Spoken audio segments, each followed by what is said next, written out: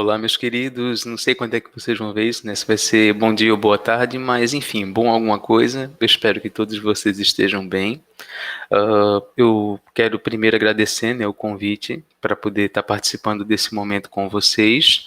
Por questão de agenda, né, de outros compromissos, eu não pude participar presencialmente, né? Então eu estou gravando esse vídeo para poder ajudar o Marcos nessa questão de tirar as dúvidas de vocês, né? E fazer esse bate-papo sobre ética na pesquisa científica, porque ele é super importante, né? Cada vez mais isso vem sendo cobrado. Então eu preparei uma apresentação para vocês, tá? Que eu vou socializar depois, claro, né? Com todos os rigores e com todas as coisas, né? Que forem necessárias. Eu vou gerar aquele PDFzão básico para todo mundo. Também eu já peço a licença de vocês, né, que eu vou tentar fazer uma conversa entre colegas de trabalho mesmo, tá? Um negócio bem informal, né, para vocês poderem entender da melhor forma possível. E a gente vai conversar sobre isso daqui, né? A gente vai falar um pouco, né, algumas coisas que nós acreditamos que sejam importantes para quem for submeter projeto de pesquisa, cujo objeto de estudo seja em vez de fazer alguma ação investigativa que envolva seres humanos, né? Então, a nossa conversa vai ser guiada por esse título daqui, né, que é o Comitê de Ética em Pesquisa Envolvendo Seres Humanos, o CEP, no âmbito do IF Sertão PE. Essa palestra vai ter dois momentos, né? Se é que eu posso chamar de palestra, né? Vai ser bem curtinho, eu vou tentar ser o mais rápido que eu puder. Então, a gente vai ter aqui dois momentos. O primeiro vai ser comigo, onde eu vou falar um pouco sobre critérios de pesquisa para a Conep, vou falar rapidamente sobre Plataforma Brasil, como é que o colegiado avalia os projetos, né?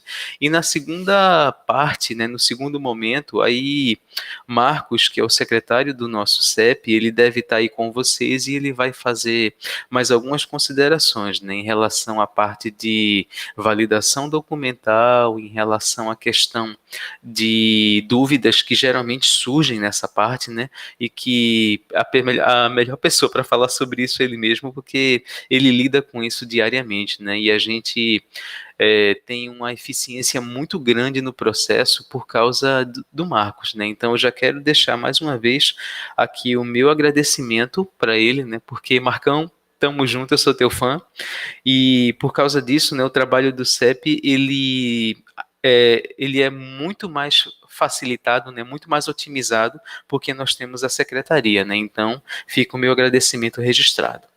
Aqui, ó, a gente tem um roteiro que eu preparei para vocês, para a gente ter essa conversa, esse bate-papo. Primeiro, eu vou fazer uma introdução com o estudo de Tuskegee, que eu vou explicar já já o que é.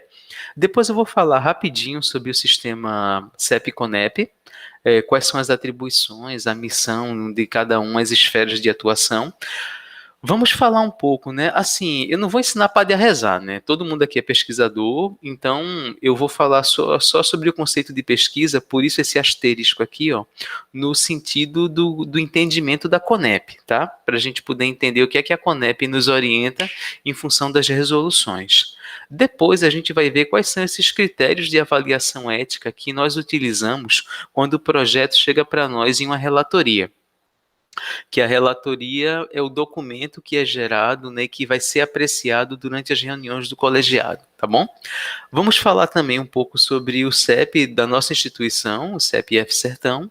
Vou mostrar um pouquinho a plataforma Brasil, né, mas aí eu vou deixar essa parte mais para Marcos, que eu acho que já faz mais parte do fazer, né, da secretaria, e por fim eu vou deixar os contatos, né, para quem quiser falar conosco, tirar dúvidas, para quem quiser fazer mais perguntas, precisar porventura de algum material adicional, né, ou alguma coisa nesse sentido, tá bom? Então, esse é o roteiro, espero que eu esteja sendo suficientemente claro, e se não, né, vocês entrem em contato comigo, que com a gente não tem frescura não.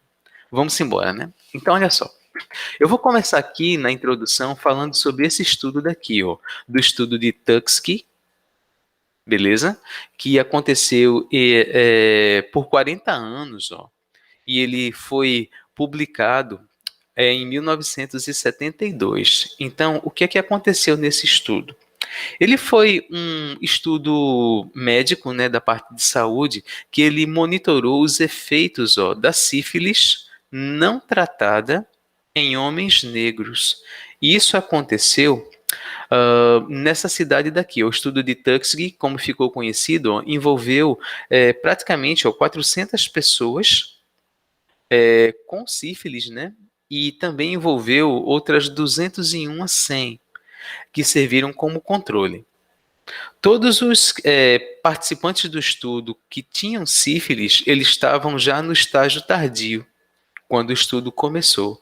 E essa história eu gosto de contar porque, além dela ser usada nas capacitações que nós participamos, né, que eu e Marcos participamos, ministradas pela CONEP, também já nos faz refletir sobre a importância, né, da gente ter certos cuidados na hora de fazer estudos que envolvam seres humanos, né? Continuando aqui, ó, essa é uma foto mostrando aqui uma parte, né, do estudo, como ele aconteceu, né, como estava descrito lá, com homens negros, com e sem sífilis, né, os que estavam com sífilis já em estado tardio.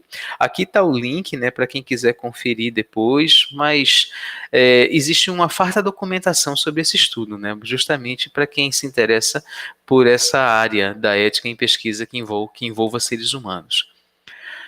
Como resumo desse estudo, eu trouxe essas informações aqui, ó, 40 anos de pesquisa. O estudo foi observacional. O público principal que participou foram negros que estavam em estado de vulnerabilidade, né? Negros miseráveis da área rural do sul dos Estados Unidos. E o prêmio que essas pessoas que participaram da pesquisa tinham era uma refeição quente, e aqui eu vou botar uma aspa bem grande, né? Grátis, que era realizada a cada exame. E as pessoas que passaram por esse estudo, né, só para ter a cerejinha do bolo, elas não tiveram acesso às informações mais que poderiam interessar mais a elas, né? Então houve sim omissão de informações. Diante disso, né, muitos questionamentos foram feitos, como esse daqui, ó, perguntando onde é que está a ética de um estudo como esse. E a partir daí, discussões muito relevantes foram realizadas para poder criar mecanismos, formas de poder proteger os participantes de estudos.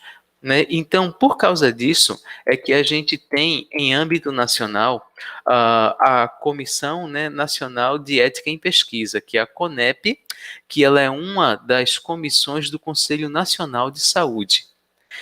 A gente, enquanto CEP, nós fazemos parte do sistema CEP-CONEP. E por isso, ó, a gente vai ter algumas informações, né, para poder introduzir esse órgão, para apresentá-lo a vocês. E quando a gente fala em CONEP, ela é a Comissão Nacional de Ética em Pesquisa. Ela é uma instância que ela tanto é consultiva, quanto ela é educativa, quanto ela é também, ó, formadora de diretrizes e estratégias no âmbito do Conselho Nacional de Saúde. Isso aqui vai ficar mais claro quando eu falar das resoluções, já já. A missão do sistema CEP-CONEP é essa daqui, ó, elaborar e atualizar as diretrizes e normas para a proteção dos participantes da pesquisa. Então, ó, proteção dos participantes de pesquisa e coordenar a rede de comitês de ética em pesquisa, ou seja, coordenar os CEPs. E é por isso que o sistema, né, chamado de CEP-CONEP. Nós estamos sobre dependência, né, nós estamos sobre subordinação da CONEP, né, então a gente responde diretamente a ela, tá bom? Então, essa daqui é a missão dessa comissão e por causa disso ela é de suma importância para o que a gente está tratando aqui. Espero que até agora eu esteja falando devagarzinho, né, que vocês estejam sem dúvidas e qualquer coisa, né, no final vai ter meus contatos para vocês poderem passar, né, para poder falar, perguntar e etc, como eu já mencionei. Bom, aqui ó, a gente tem um detalhamento do sistema CEP-CONEP, mostrando quais são as atribuições, né, e o espectro de atuação de cada um desses órgãos. O CEP ele só tem 3 funções principais. A gente vai ter a função deliberativa em relação à eticidade dos projetos que nós avaliamos, né, que é o parecer consubstanciado, que a gente emite quando a gente faz a análise ética. A gente vai ter também, ó, a função consultiva, que eu vou colocar aqui como número 2, que é essa função de a gente ser consultado, né, em relação a aspectos éticos da pesquisa. Então, um órgão, uma instituição de ensino, o público em geral, pode chegar para a gente e nos consultar. Olha só, o que é ética? Eu estou agindo do jeito certo? Eu estou pensando em fazer um projeto de pesquisa que envolve seres humanos com esse formato aqui. Será que ele está correto segundo as resoluções da CONEP? Então, é nesse sentido que a gente vai prestar consultoria. A terceira função do CEP é a função educativa.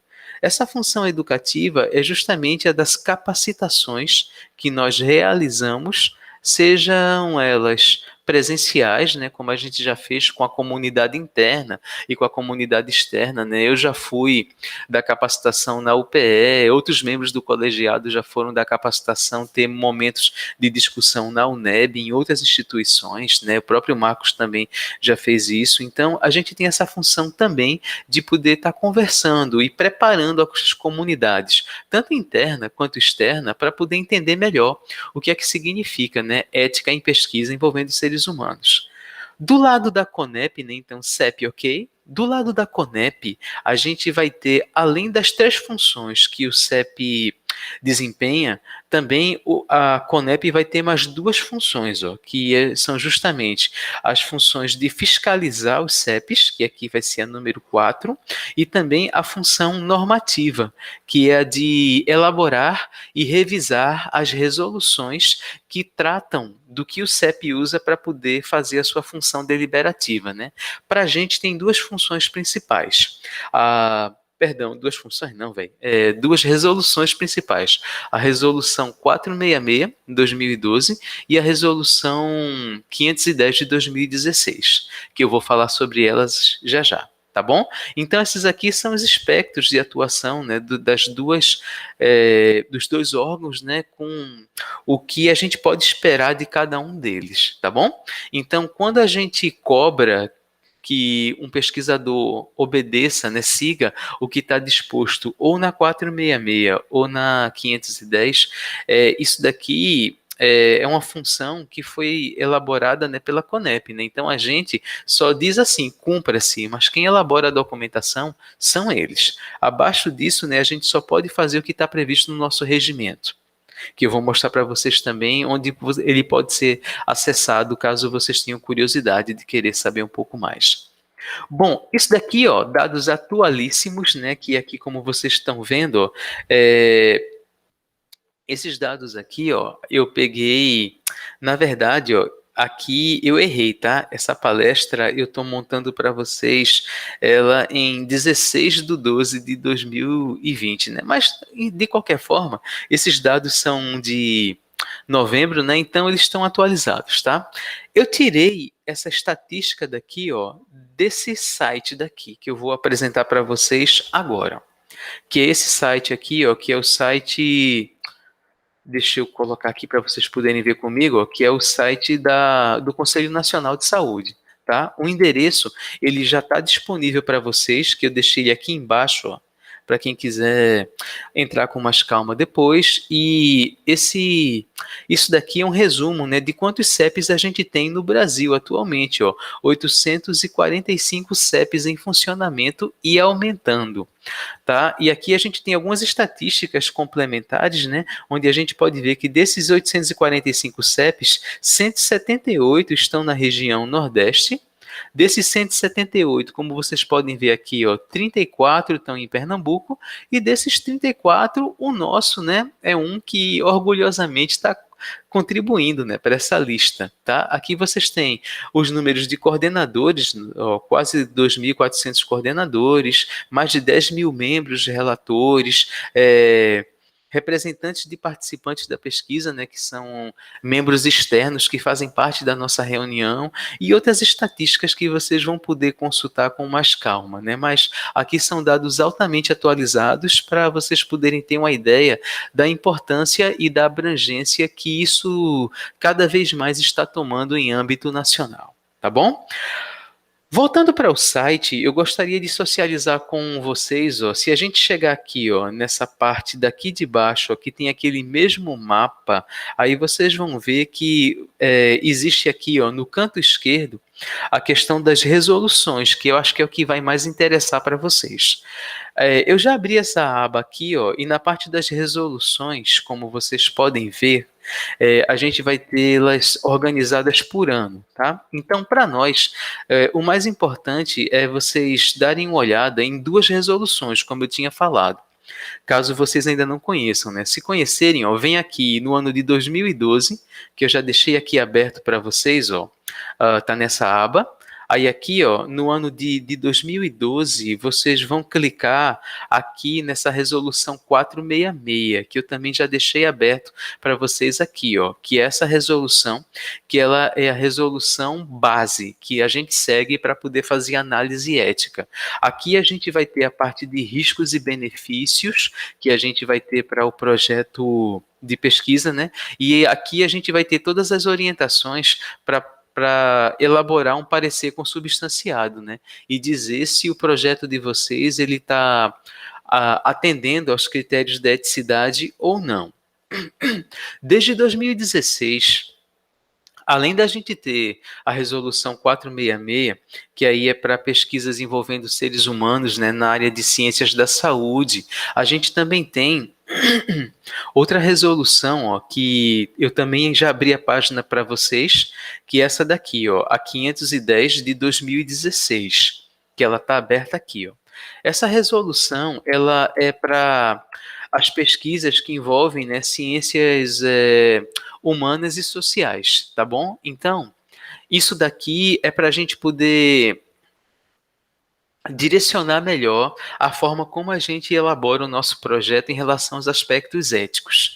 Então, para poder ficar mais fácil, como é que eu poderia explicar para vocês? O pessoal da Conep nos orienta a fazer dessa forma daqui, ó.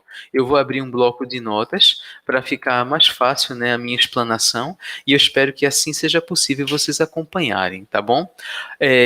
Vamos supor que eu tenho aqui o primeiro caso, né? Então, se eu tiver um caso, por exemplo, eu vou colocar assim que fica melhor.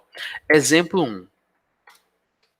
1. Se a gente tiver intervenção direta no organismo humano, então essa resolução, ou esse projeto, né, para dizer melhor, ele vai ter que ser pautado pela resolução 466 de 2012.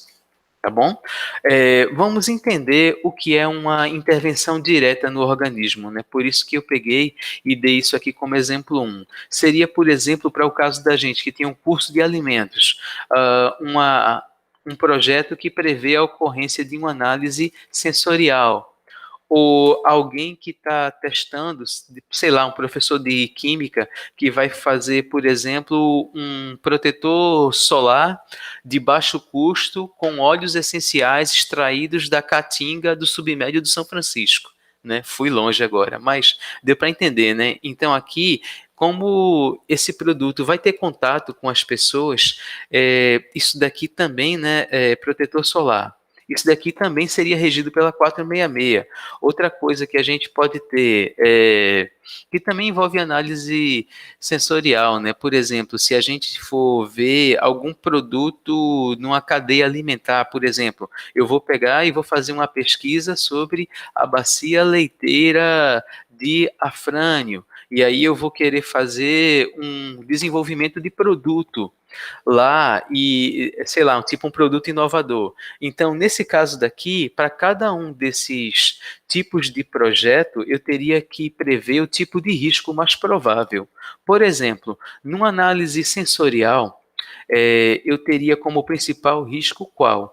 Perguntar se a pessoa ela é alérgica a algum dos princípios da formulação que está sendo empregada no alimento que está sendo testado. Esse mesmo princípio daqui, ó, poderia servir para a pessoa que vai ser submetida, né, a essa formulação hipotética do protetor solar também, né? Isso aqui tem outras coisas, tá? Eu só estou dando um exemplo para vocês poderem entender como é que a gente pensa e como é que a resolução nos orienta. E na bacia leiteira diafrânio, né? A gente pensa logo o quê? No desenvolvimento, sei lá, de uma nova variedade de doce de leite. Então, teria que ver se a pessoa ela tem intolerância à lactose, por exemplo. Outra coisa que poderia ser vista, né? Se a pessoa é diabética, porque aí esses seriam o que a gente chama de critérios de exclusão ou critérios de não inclusão de participantes no estudo. E isso tem que ficar claro quando o projeto vier para a gente, tá bom? Então, nesse caso daqui, eu estou falando só de intervenções que vão ser norteadas pela Resolução 466. Vamos ver agora o outro caso, para a gente ver de forma prática, né, quando a gente tiver intervenções que são guiadas pela 510. Por exemplo, eu vou pegar e vou fazer um estudo sobre o impacto da tecnologia digital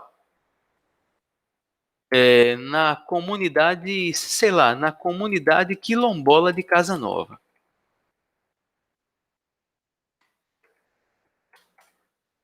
De Casa Nova, acho que é assim, né? Se eu estiver escrevendo errado, vocês perdoem, tá? Casa Nova, Bahia, beleza? Então, aqui nesse caso, ó, é um estudo onde eu vou ter que avaliar, né, por exemplo, aspectos comportamentais de uma determinada comunidade em relação ao impacto que elas estão tendo, como elas estão reagindo à tecnologia digital. Isso aí aqui eu vou ter que levar em consideração a faixa etária, né, e todos aqueles outros aspectos que um bom pesquisador ele faz, que a gente chama de recorte, né? Mas de forma geral, aqui eu não estou tratando de medicamento, aqui eu não estou tratando de alimentação, eu não estou usando nada que vá ter contato com seres humanos de forma direta, né? Eu não vou ter nenhuma intervenção no organismo. Então, nesse caso daqui, ó, a gente tem como premissa básica, né? Então, se para 466 é intervenção indireta no organismo humano, aí aqui a gente diz que para 510 são aqueles onde não ocorrência, né, que eu vou colocar assim, de intervenção direta no organismo humano. Beleza? Então, todos esses projetos que não tiverem interferência medicamentosa ou alimentar, por exemplo, eles vão ser pautados pelos aspectos éticos que estão previstos na Resolução 510 de 2016. Pronto. Então, eu acho que em relação ao entendimento das resoluções é isso. Existe ainda uma resolução que a Conep está elaborando, que é sobre a gradação de risco, de tentar estabelecer um critério, né, para dizer se o risco é baixo, médio ou alto. Mas aí, como essa resolução ainda não está pronta, o que eu posso pegar e dizer para vocês, dar um toque, né, é isso daqui, ó, é que as resoluções, elas sempre consideram isso daqui, ó, que todo projeto apresenta riscos, mesmo que sejam riscos mínimos. Então, se vocês colocarem, por exemplo, para nós que o seu projeto não tem risco para os participantes, a gente vai ser taxativo. O seu projeto vai ficar pendente e a gente vai devolver para que você faça a correção. Essa redação daqui, ó, essa frase, ela está praticamente igual ao que vocês iriam encontrar se vocês lessem a Resolução 466.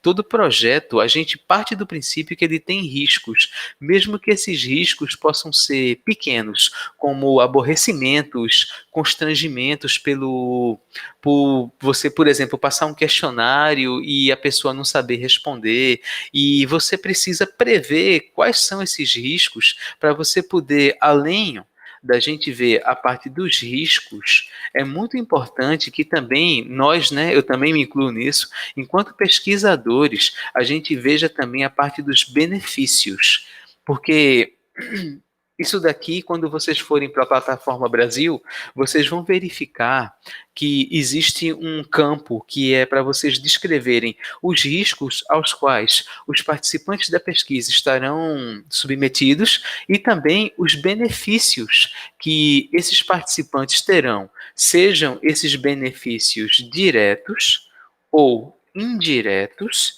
ou benefícios que vão ser propiciados para a comunidade, beleza? Então, nesse sentido, a gente precisa pensar tanto na parte de riscos quanto na parte de benefícios. Então, o benefício não pode ser só para o pesquisador, não pode ser só a minha publicação, ou o meu TCC, ou a minha tese, ou a minha dissertação. Isso daqui a gente não entende como benefício. O benefício tem que ser para os participantes. Tá? Mas aqui eu acho que eu já me estendi bastante e acho que já deu para vocês entenderem, né? Continuando com o slide, aí a gente vai ter aqui ó, o conceito de pesquisa para a Conep. Essa parte é super importante também, porque aqui ó, a gente vai ver duas coisas que eu também vou deixar com esse bloco de notas para vocês. Ó. Então, aqui a gente vai ver nessa parte de conceitos que a Conep nos orienta durante as capacitações, né? Deixa eu pegar, botar essa aqui um pouquinho para cima para ficar melhor. Com esse isolamento, né, a gente fica bem mais prático, né, usar essas ferramentas digitais, né? Então, enfim, né, outro comentário infeliz que eu poderia ter evitado, mas vamos lá. Olha só. Aqui nessa parte de conceitos, a gente vai ver o conceito de pesquisa, que esse vocês já sabem, né? Eu não vou me deter nisso, mas tem um conceito super interessante que a Conep adota, que é isso daqui, ó, que é caráter de pesquisa, que é quando você tem uma ação de pesquisa que está sendo feita em outra realidade ou em outro contexto. Vou explicar melhor isso já já, tá bom? Ó, nesse conceito de pesquisa, isso daqui eu tirei do Underegg, né, de Lacatus aqui, então, veio do Lacato, né, então não vamos com muita formalidade, não. Isso daqui é o que a gente usa, né, nas disciplinas de metodologia científica, tá? É um procedimento reflexivo, sistemático, controlado, crítico, né, que permite descobrir novos fatos ou dados, relações ou leis em qualquer campo do conhecimento, né? Então a gente está trabalhando com aquela questão de investigação, causa e consequência na forma de um projeto que vai ter todas aquelas etapas que a gente já conhece, né? Introdução, desenvolvimento, metodologia, resultados esperados, cronograma, orçamento e etc. Né? Isso daqui eu não vou entrar nesse mérito porque isso aqui todo mundo já sabe muito bem. O que eu quero socializar com vocês é esse conceito prático daqui, ó, que é o entendimento da Conep. Tá? Para a Conep, nas capacitações, eles sempre nos orientam da seguinte forma, ó, abre aspas. A pesquisa é uma atividade investigativa cujo objetivo é a coleta de dados, beleza? Então, ó, o objetivo é esse daqui, ó, coletar dados visando a publicização, né, a publicação dos resultados. Beleza? Ficou claro? Se não ficou, continua comigo que eu vou detalhar isso agora no próximo slide. Para a gente poder entender o que é esse conceito prático, eu vou dar para vocês, né, um exemplo para diferenciar desse conceito genérico que a gente vê nas disciplinas acadêmicas. Eu vou adiantar essa parte e depois eu volto para isso daqui, tá? Vamos pegar e ver, por exemplo, ó, isso daqui, pronto. O que é que o nosso CEP avalia? O nosso CEP, ele avalia projetos de pesquisa, né, como esse do edital PIBIC que está sendo aberto. A gente também avalia projetos de pesquisa de forma geral, que a gente recebe das outras instituições, e a gente também avalia essa modalidade daqui, ó, projetos de outra natureza, como eu tinha falado para vocês, com caráter de pesquisa, e o que a gente entende por caráter de pesquisa, como foi apresentado, são ações que envolvem coleta e publicação de dados. Vamos ver um exemplo aqui? Um projeto que ele se intitula, por exemplo, ó, Execução de Oficinas de Educação Ambiental em escolas públicas estaduais. Por esse título aqui, né, é muito fácil a gente deduzir que provavelmente se trata de uma ação extensionista. Então, a priori, isso aqui não precisa passar por um CEP. Mas vamos supor que durante a execução dessas oficinas de educação ambiental, o pesquisador ele adotou essa metodologia daqui, ó, ou está se planejando para adotar essa metodologia. Ele quer aplicar questionários medindo aquele delta, né? Medindo o antes e o depois, ou seja, a eficiência da ação como a ferramenta de apoio impactou, né? Se ela realmente foi útil enquanto instrumento de apoio pedagógico no processo de ensino-aprendizagem.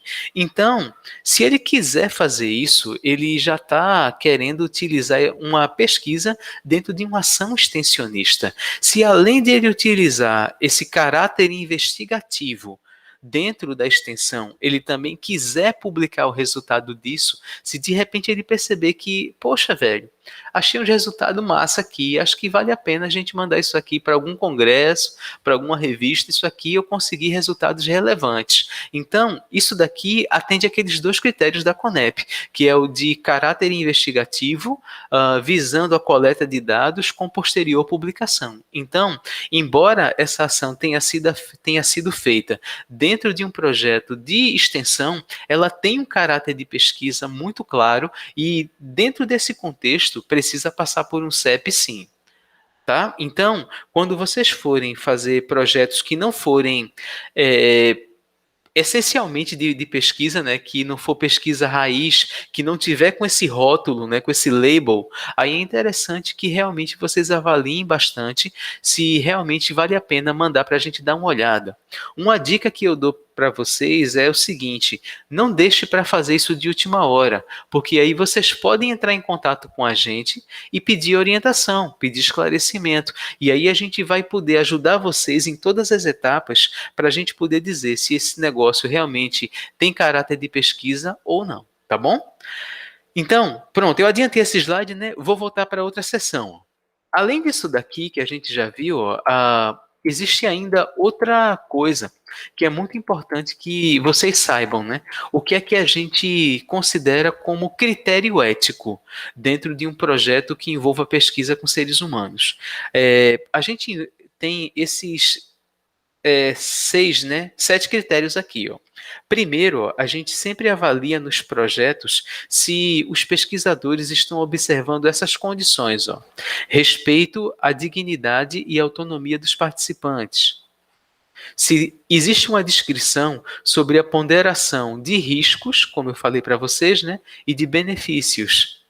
Se existe uma previsão dos danos, né, que são possíveis de acontecer com aqueles que vão participar do estudo, e se vocês fazem uma descrição de como é que isso vai ser evitado. A gente também pede isso daqui, ó, se vocês têm como mitigar ou evitar, que às vezes, se um risco se concretizar, não dá para evitar, né? Porque ele já aconteceu, mas aí você pode tomar ações para mitigar o dano desse risco.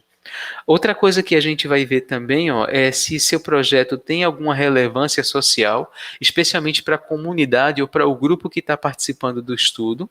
Vamos ver também se, dependendo do projeto, né, que isso daqui, a gente tem esses 8 como nosso barema, mas dependendo do projeto, obviamente, cada um deles vai se encaixar ou não, né? Isso aqui depende muito da pesquisa que está sendo executada, tá? A gente avalia também critérios de justiça e equidade. Como toda pesquisa, a gente avalia o princípio da não futilidade, né? Toda pesquisa tem que servir para alguma finalidade.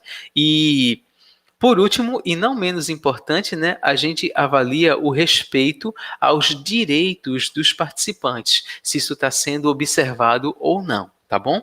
Isso daqui tudo tem que ficar claro, tanto no projeto de pesquisa, quanto que a gente chama, né, projeto básico ou projeto principal, né, que esse projeto básico é mais a nomenclatura da Plataforma Brasil, quanto isso também tem que ficar claro nos documentos aos quais os participantes vão ter acesso, né, que o principal deles é o TCLE, que Marcos vai conversar com vocês. Tá bom?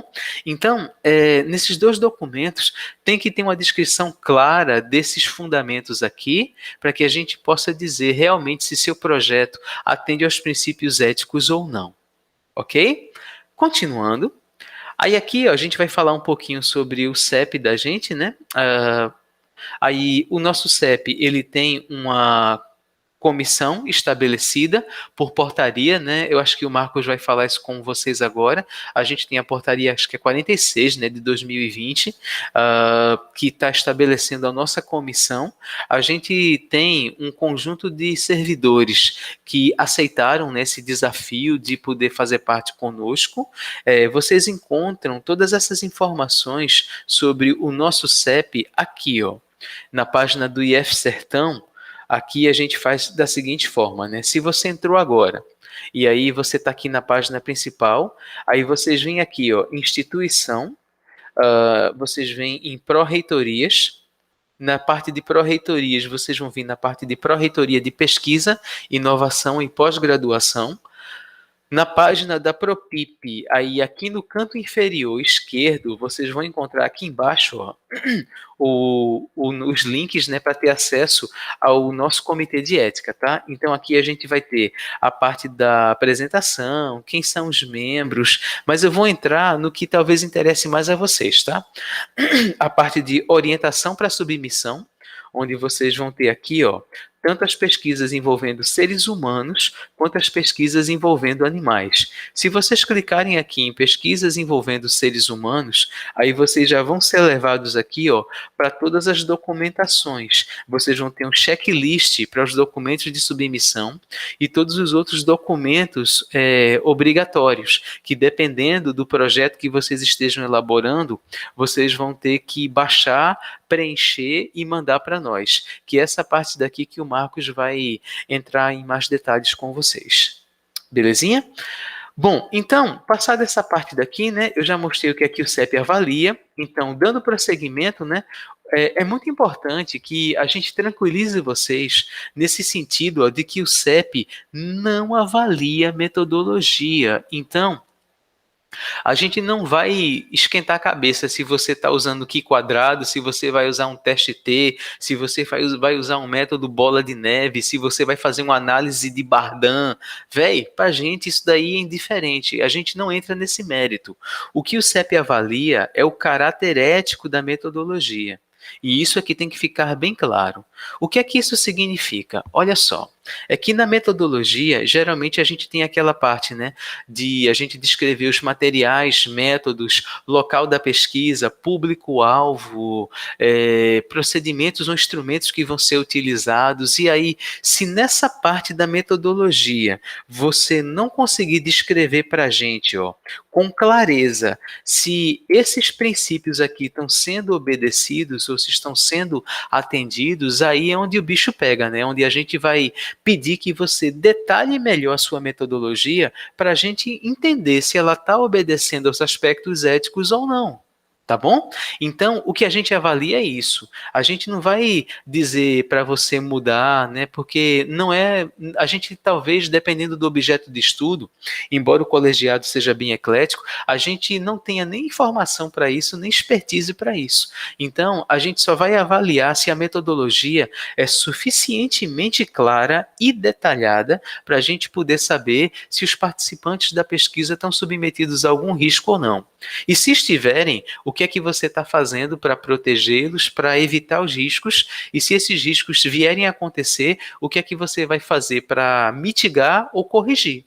Tá? Isso é importante porque cada vez mais as revistas, os congressos estão cobrando, né, que os trabalhos que estão sendo submetidos, eles já venham com parecer ético, né, com o protocolo CAI, que Marcos deve explicar para vocês, né, que é só uma numeração que o projeto de vocês recebe quando ele tramita pela plataforma Brasil. Tá bom? Continuando aqui, né, vamos para frente, aí a gente vai ter as duas resoluções, né, que eu já mostrei para vocês, que são a 466, que são pesquisas na área de saúde, que elas têm, ó, como foco principal, como eu já mostrei, né, intervenções diretas. Por exemplo, testes com fármacos, análises sensoriais, produtos dermatológicos e coisa do tipo. Qualquer coisa que for entrar em contato com o ser humano, é preferível que ela seja, preferível e indicável, né, que ela seja guiada pela 466.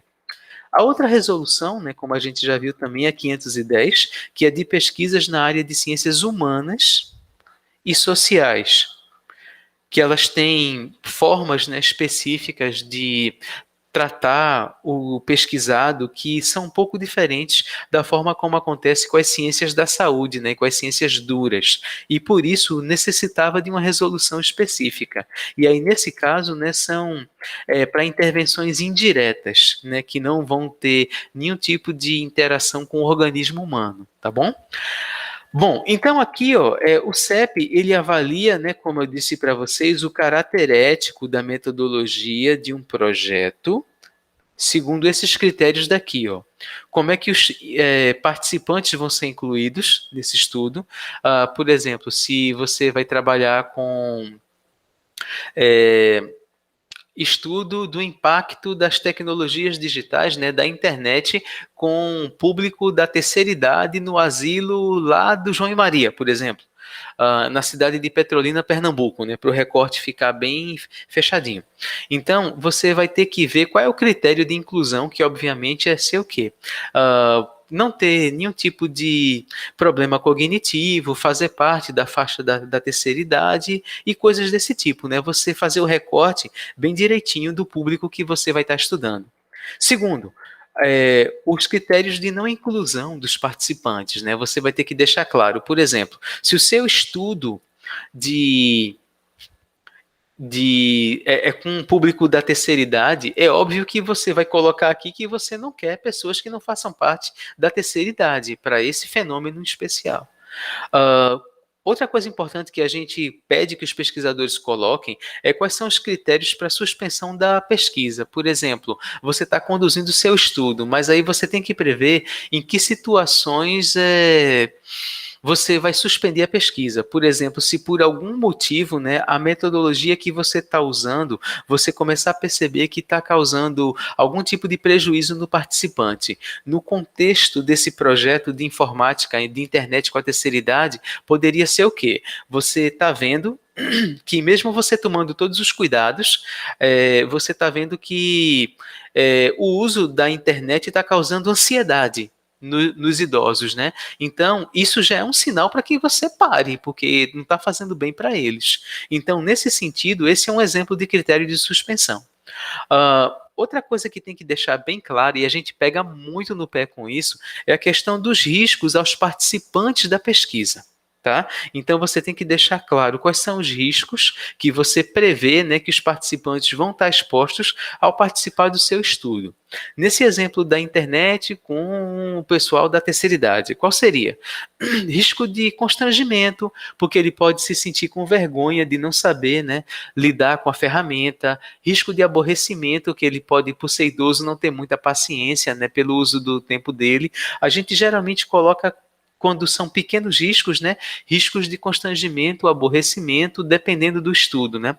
Se fosse um estudo mais na área de ciências sociais ou psicologia, se você fosse estar trabalhando, por exemplo, né, com adolescentes para ver o grau de sofrimento que eles estão tendo durante a Covid, né, durante o isolamento social, o impacto do isolamento social, né, em público adolescente do ensino médio do IF Sertão Campus Petrolina, por exemplo. Aí, nesse caso daqui, o risco poderia ser qual? De realmente você despertar algum gatilho emocional, algum tipo de reação que pode agravar o quadro psíquico dessa pessoa, né? E por causa disso você tem que prever o risco ao qual o público-alvo, né, os participantes, estarão expostos. E isso para qualquer objeto de pesquisa que seja de sua especialidade. Assim como os riscos, né, você também tem que prever, como eu já falei, né, os benefícios para os participantes ou para a comunidade, tá? Aqui, tanto os benefícios diretos quanto os benefícios indiretos também. Aí é importante que vocês descrevam tudo isso na parte de metodologia, tá bom? E isso daqui é o que a gente vai avaliar, basicamente. Continuando, aí aqui a gente tem, ó, o link para a plataforma Brasil. Vocês vão ver uma interface como essa daqui, ó. Na plataforma Brasil, então, abrindo ela aqui com vocês, por exemplo, ó, vocês vão ver isso daqui. Esse é o link dela, né? Então aqui a gente vai ter, ó, que a Conep agora, né? Ela está com uma série de links, né? Como vocês podem ver aqui, ó, para alguns tipos de eventos que eles estão oferecendo, inclusive também alguns tipos de cursos online, né? Que eu vou separar o link e vou mandar para Marcos, para ele poder mostrar para vocês quando ele for fazer a apresentação dele, tá bom? Eu vou entrar com o meu login aqui e com a minha senha para vocês poderem ver alguns aspectos, né, da plataforma para quem não conhecer, tá bom? Então, aqui a gente vai ter duas abas, tá? Normalmente, para vocês vai aparecer essa aba daqui de pesquisador, e aí nessa aba de pesquisador, né, vocês vão clicar aqui em nova submissão, e aí vocês vão ter esses passos aqui, ó, que vocês vão ter que fazer se vocês já estiverem cadastrados. Como eu já estou cadastrado, aí já aparece essa tela para mim. E aqui eu vou ter uma série de passos onde eu vou ter só que preencher as minhas informações da instituição proponente, né, que aí vocês vão ter que dizer qual é a instituição a qual vocês estão vinculados, né, que aí nesse caso daqui, para mim, já é o IF Sertão, que isso daqui não está aparecendo esse campo, né, porque eu já informo isso no meu cadastro, assim como vocês têm que fazer. E aqui vão vir todas as outras etapas, tá? Que para quem não preencheu, eu vou deixar alguns links também como referência complementar, que tem ótimos tutoriais no YouTube e em outros CEPs que vocês podem seguir, né? Para a gente não ficar reinventando a roda e essa apresentação não ficar extensa demais. Mas essa parte daqui geralmente é muito tranquila. Se você entendeu essa parte dos aspectos éticos aqui, ó, preencher essas etapas na plataforma Brasil geralmente não é difícil não, tá bom? Então, aí aqui eu vou voltar, beleza? Para vocês poderem ver, deixa eu botar aqui de novo ó, em principal, para vocês verem que tem essa outra aba daqui, ó, que essa daqui só aparece para mim enquanto coordenador, tá bom? Então, nessa aba daqui, aí eu vou pegar, ó, e vou marcar todas. E aí aparecem ó, todos os projetos aqui embaixo ó, que estão sobre tramitação, ó, situação, pesquisador, recepção, submissão, modalidade, e aqui quem foi o relator e a situação, beleza? Que a gente vai ter aqui para poder ver né, quem são as pessoas que estão participando do estudo, né, para a gente ter um controle melhor. Tá? Mas isso daqui eu só estou mostrando para vocês poderem entender a parte que eu vou mostrar agora, que é a tramitação que vai acontecer aqui, ó. Esse link daqui ó, é de um excelente manual do CEP da Universidade Federal do Amazonas, que ele mostra o preenchimento né, da plataforma Brasil. Aí é um manual que está bem ilustrado, que vocês podem consultar e caso ele não atenda às necessidades, aí vocês entram em contato com a gente, né, que a gente vai dar todo o suporte, tá bom? Aí aqui, ó, tem aquela parte da tramitação, né? Quando vocês terminam aquela parte de submissão de projeto, lá no item 6, aí vocês vão submeter o projeto, né? Enviar. Aí a plataforma Brasil, ela vai pegar e vai mandar para um CEP, aí ele vai para a secretaria. Quando chega na secretaria, então, aí a gente vai pegar e vai ver a parte de validação documental, que essa é a parte de Marcos, né, a parte da secretaria. Aí, depois que o projeto passa por essa parte daqui, ó, de validação documental, que Marcos analisa, né, se todos os documentos estão ok, ele faz toda uma triagem, um pente fino muito bom que ajuda muito, otimiza muito o nosso trabalho, né? Aí esse projeto vai ser encaminhado para a relatoria. Aí, de acordo com o tipo de projeto, a gente vai ver se ele vai ter intervenção direta, e aí nesse caso, né, o relator, que é a pessoa que vai avaliar o projeto, ele vai elaborar o parecer ético com base na 466, e se for um projeto de intervenção indireta, ele vai ser guiado pela 510 e o relator vai se pautar por ela, tá bom? E aí a gente vai ver o critério de risco, dependendo do tipo de intervenção que seu projeto vai ter com os participantes. Depois que a gente faz esse encaminhamento daqui, ó, o que é que vai acontecer? Os casos que não forem especificados pela 510, como está na própria resolução, eles vão ser avaliados pela 466, mas são casos fortuitos, né? Casos de força maior.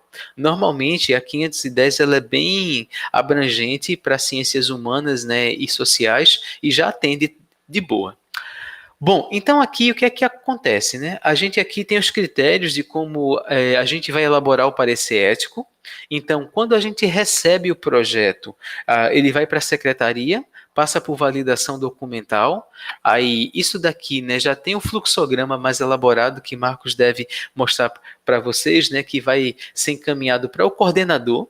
Eu encaminho para alguém do CEP, que é chamado de relator. Esse relator vai fazer um parecer ético com base em uma dessas duas resoluções, que é chamado de relatoria. Essa relatoria, ela vai ser avaliada na reunião do colegiado, que aí são as nossas reuniões ordinárias. E aí, então, a gente vai ter essas etapas aqui, ó. Submissão a PB, a PB encaminha para a gente, tem esse asterisco aqui, porque isso não depende de nós. Às vezes o pesquisador está com um problema na plataforma Brasil, que está lenta, né? A plataforma caiu, isso ainda não é com a gente. Só é problema da gente, né? Só é da nossa alçada quando o projeto já está na secretaria. Depois, ele vai passar por um processo de recepção e validação documental, como eu já expliquei. Eu vou encaminhar esse projeto para um relator, né, para ele poder elaborar o parecer ético. Esse parecer ético vai ser apreciado depois na reunião ordinária por todo o colegiado, que é isso que a gente faz, né? Então, eu como coordenador não aprovo nada sozinho. O parecerista não aprova nada sozinho. Ele pode até recomendar que o projeto fique pendente e, de repente, na reunião do colegiado, a gente ter um outro entendimento, o projeto ir para votação e virar aprovado. E vice-versa. Pode acontecer isso também, tá? Já aconteceu várias vezes. De a reunião do colegiado ser tão importante por isso, que é para que todo mundo, de áreas distintas, possam ter uma ideia do que é que está acontecendo ali, né? E poder dar sua opinião. Depois que o projeto é aprovado, é emitido um documento que é chamado de parecer consubstanciado. Esse parecer consubstanciado, sendo emitido, ele vai ser encaminhado para o pesquisador via plataforma Brasil, e aí sim ele vai poder iniciar a pesquisa e depois ele vai mandar para a gente, né? Agora a gente só está cobrando o relatório final. O relatório parcial a gente só cobra se houver algum tipo de modificação na pesquisa, especialmente nos aspectos éticos, né? Por exemplo, se você mudar sua metodologia de coleta de dados, você vai ter que informar isso para a gente ver se isso vai ter implicação ética ou não. Tá bom?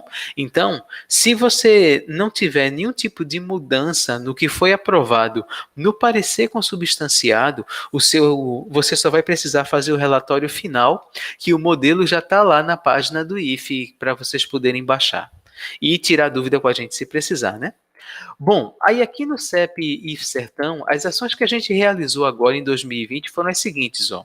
A gente adaptou, né, as nossas reuniões para o modo remoto, observando todas as questões de sigilo, né, e compromisso, que a gente recebeu autorização da CONEP para poder fazer dessa forma. Então, desde abril de 2020, que a gente tem se adaptado, né, e feito as reuniões nesse formato, e até agora, né, não temos encontrado problemas, as atividades estão fluindo tranquilamente. A gente tem realizado momentos, né, de discussão com a comunidade, tanto interna quanto externa, para esclarecer como a gente está trabalhando e também todas aquelas outras coisas da função deliberativa e educativa do CEP. A gente também está tendo uma agenda estendida, porque a gente está trabalhando, né, de forma até desgastante. A gente vai ter que rever isso para o ano que vem, que a gente está tendo, às vezes, mais de 2 reuniões por mês. E, no mínimo, a gente está tendo 2 reuniões por mês, quando o normal era só ter uma, porque nós somos professores, técnicos administrativos, que têm outros afazeres, né, além de ajudar a instituição através do CEP, né? Então a gente faz também pesquisa, a gente faz extensão, a gente faz gestão, e por causa disso, às vezes fica muito pesado, né? Então a gente vai repensar isso para 2021. Mas a gente está tendo reuniões tanto ordinárias quanto extraordinárias. E a gente está ampliando também os diálogos com a comunidade, tanto do IF Sertão, ó, tanto com docentes e discentes, quanto com as demais instituições que a gente recebeu, né?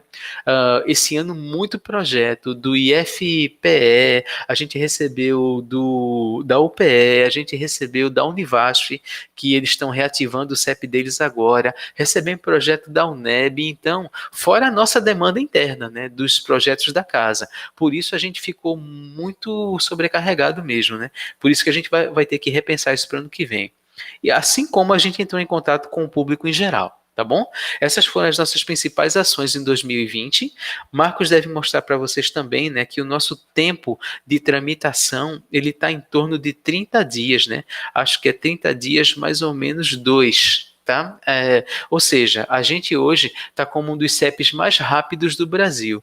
Se o pesquisador mandar para a gente o projeto redondinho, com tudo filezinho, ou seja, metodologia ok, com os aspectos éticos descritos, TCLE ok, documentações de apresentação obrigatória ok, não demora não, a gente aprova e o pesquisador pode ser feliz fazer a pesquisa dele, né? A gente não atrasa o lado de ninguém. Agora, se deixar para fazer tudo de última hora, se não estudar as resoluções, se você não mandar para a gente os documentos de apresentação obrigatória como tem que ser mandados, aí não tem jeito, né, papai? A gente vai segurar o teu projeto e só vai aprovar se realmente ele tiver como manda o figurino, né? De acordo com as resoluções CEP e CONEP, tá bom?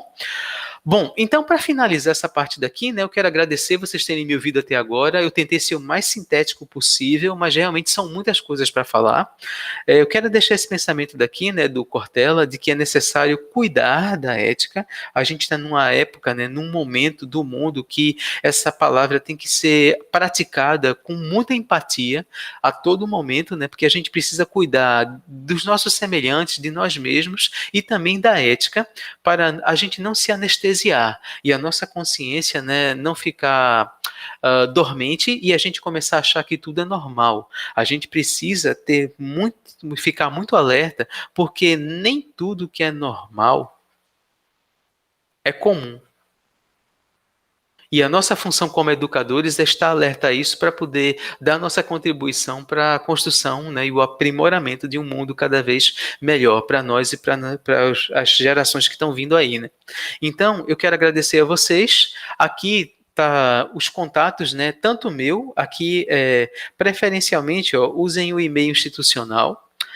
Vocês podem também entrar em contato conosco pelo e-mail do CEP, e aqui eu tomei a liberdade de deixar o e-mail do nosso secretário, né, que toda vez que for uma coisa assim, mais voltada para a parte documental, né? Então, dúvidas em relação à plataforma Brasil, alguma coisa assim, aí vocês já podem mandar diretamente a bomba para Marco, né? Porque aí ele tem mais expertise com isso, mas vocês podem estar em contato com qualquer um desses e-mails aqui, que a gente chega junto para dar todo o suporte que vocês precisarem, tá bom?